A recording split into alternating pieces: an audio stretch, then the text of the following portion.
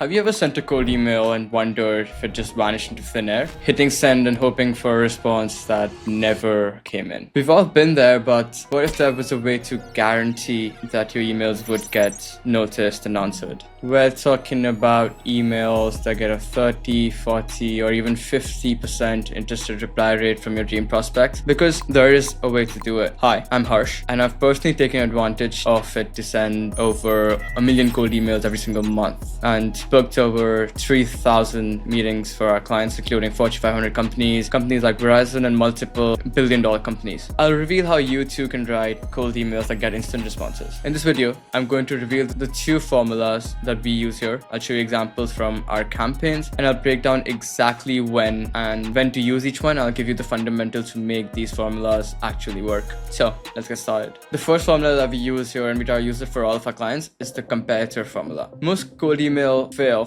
because they don't resonate with the prospect or get their attention. So how the comparator formula goes is comparator, angle, and then pitch. Now the way to go about it is find any sort of information you can find about that comparator at scale. So you can use tools like Clay or SimilarWeb to identify external signals like competitors' ad traffic, or their hiring trends, or if they've had a traffic spike, for example. It positions you as an expert who has actually done their homework. No one hates cold emails they can't resonate with. No, you don't want to look like a random spammer. So how we go about it is observation, insight, and offer. For example, notice your competitor has 3 times the paid traffic that you have, and we've helped similar agencies add traffic without raising spend, for example. Mind if I show you how? We recently used this for an e-com agency where we're using the competitor's traffic and using SimilarWeb to find a competitor who's doing better than them and then mentioning them into the email. This exact method helped us book 10 plus meetings per month with e-com brands for our client. This can work for any industry,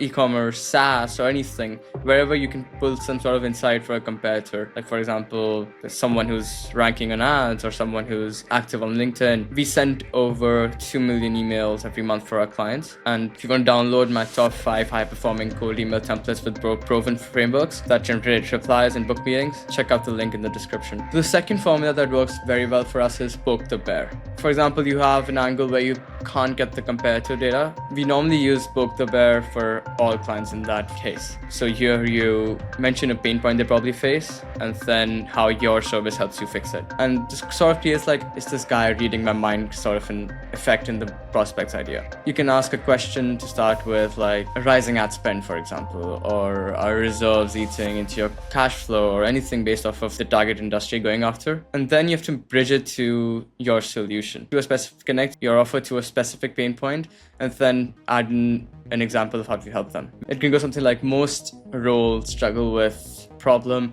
Is there something happening to you too? We helped another company fix the exact problem. Here's how. Mind if I help you do the same? Now, your first email is just the beginning. You should be sending 2 follow-ups for every single email you sent in most cases. The first email is only 40% of the battle. So we use 2 follow-ups that we use for all clients. One is mentioning more information. And we also try to put in more social proof. Like for example, we helped this agency this specific way, and perhaps I didn't do the best job explaining what we do. Here is how we help you solve this problem. And then we added another follow-up, which is mostly a breaker follow-up. So we mention, is this not a good time? Or we mention another team member in that company. Perhaps I should be reaching out to that person instead. We're using this exact method to help one of our clients, Kika Brands, book as much as 40 meetings a month, and we're using a 2-step follow-up formula method like this. Now, before we move forward, check out my free cold email copywriting playbook with exact templates that we use for our clients, including the follow-up sequences that book most of our clients' meetings. Links in the description. Now, formula only works if your infrastructure is solid. Ignore any of these 3 things and you'll end up in spam, and regardless of whatever you write in the copy, there's nothing that's going to happen. First, signal-based personalization. Stop complimenting someone's LinkedIn banner. It looks automated and cringe. Use Clay's features to scrape funding rounds, new hires, specific tool usage, anything that could show relevance to why you're reaching out and why your product is the right fit for them. It proves that you're reaching out for a specific reason, you're doing a research, and it builds trust. For subject lines, you can keep it very simple, just enough to spike curiosity, something like quick question or thoughts on topic. Now I'm going to discuss some campaign killers, the mistakes that I see most people making when it comes to their cold email campaigns. The first one, the guessing game. Never assume anything into your emails. Use Clay to pull something that gives them you a reason to reach out and verify it. Second, primary domain suicide. Never send cold email from your primary domain. Use burner domains and redirect them to your main domain. The blast mentality. Don't go from 0 to 500 emails overnight.